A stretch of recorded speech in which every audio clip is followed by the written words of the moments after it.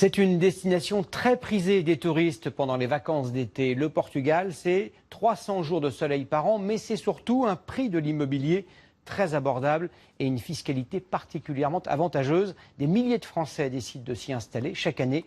La plupart choisissent la capitale, Lisbonne. Reportage Guillaume Ployer et Christophe Brousseau.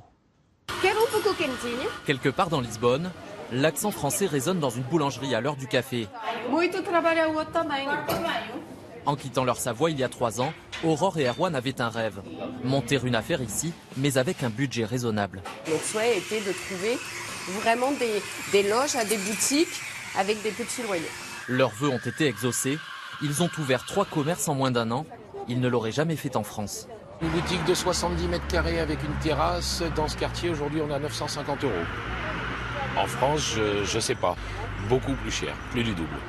Séduits par le cadre de vie, près de 50 000 Français vivent aujourd'hui au Portugal. Et lui, il a une grande terrasse comme ça.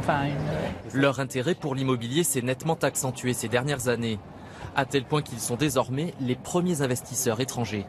L'année dernière, il y a eu 22% d'investisseurs étrangers qui ont acheté au Portugal. Et parmi ces 22%, vous avez 25% qui sont français.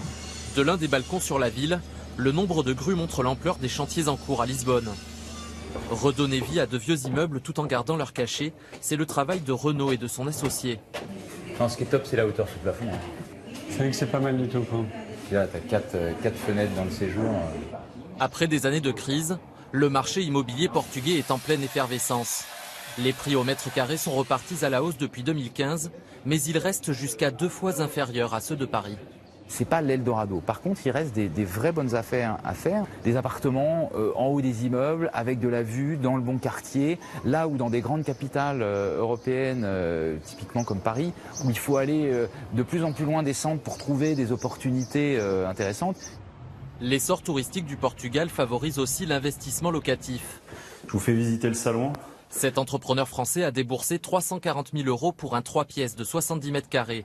Mais en achetant en plein centre de Lisbonne, il ne prend aucun risque. La rentabilité est assurée.